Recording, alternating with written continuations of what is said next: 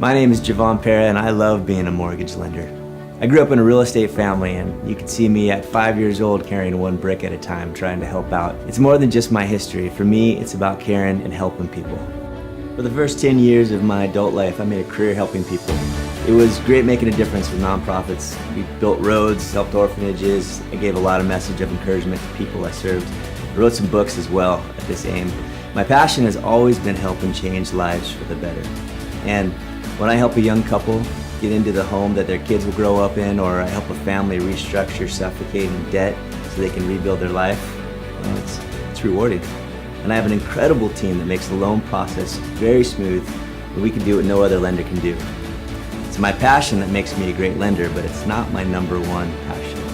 That's my family. My wife Carolyn and I have a little boy named Oliver. He's 2, and he's the joy of our life. This boy has brought such energy and personality to our little family. He's the biggest blessing we've ever received. And even better, we've got another little boy coming in just a couple months. We're so excited, so blessed.